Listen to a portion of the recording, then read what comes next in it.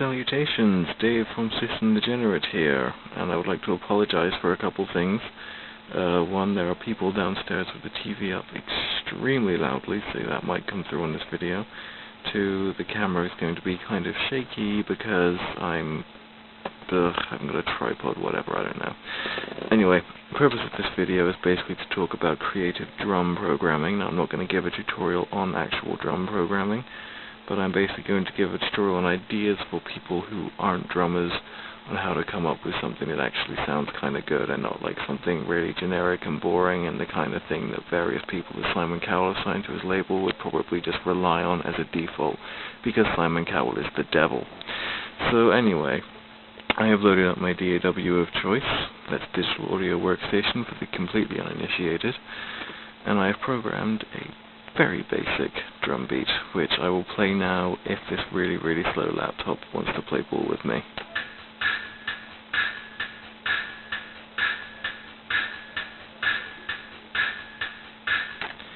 So as you can see, you can pretty much play anything to that. I mean, that's a really generic, quite dull drum beat.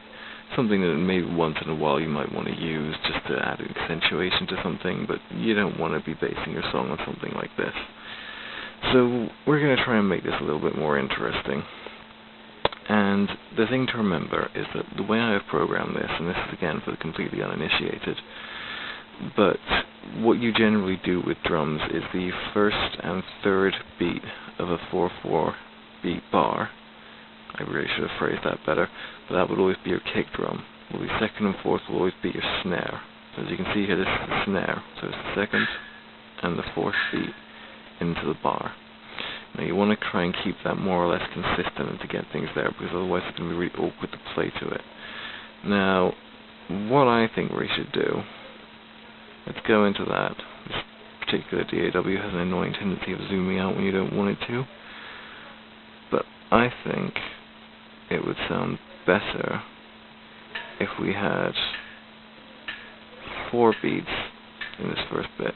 And again, these are just ideas, because at this point it's just creativity. But this is the kind of thing, really, that, might be worth some ideas. Might get you thinking a little bit. So I'm going to drop this kick beat out, and then what we have at the start,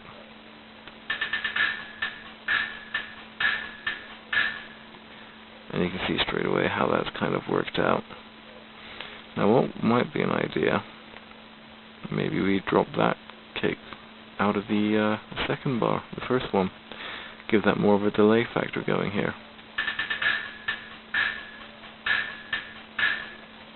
So you can see basically if you start off by programming something that's kind of pretty normal sounding and pretty generic, and then you can just add and drop things in and shift things about, then straight away you have something that's more interesting. Now as far as your cymbals go, if all of those things are on a kind of beat that you can play to, as I've said, as it should be, then your cymbals can just do all kinds of crazy stuff.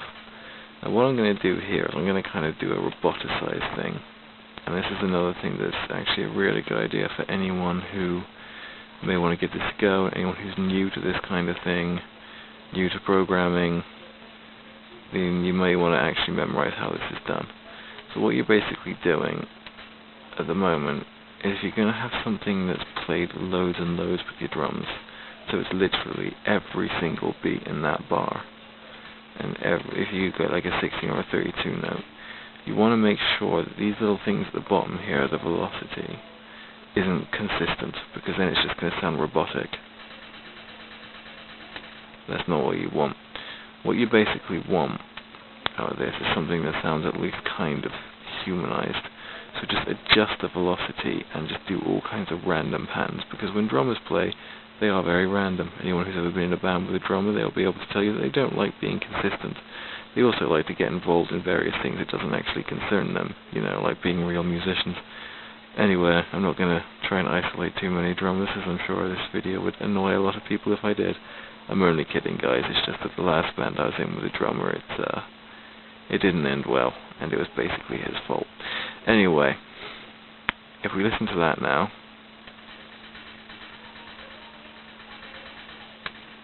you can straight away hear how that just sounds better. That sounds more like an actual person played it. So, yeah, I'm going to do that with this final bar here.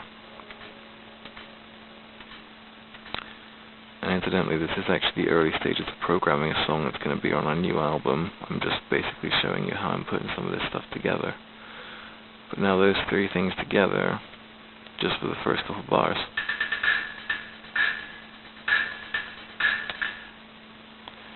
Just sounds more interesting. So, that's the important thing. It's using the velocity well. It's knowing when to add, when to take away, and making sure you have something that you can play to. So, yeah, there's maybe every now and then you throw in a right symbol at the start of a bar.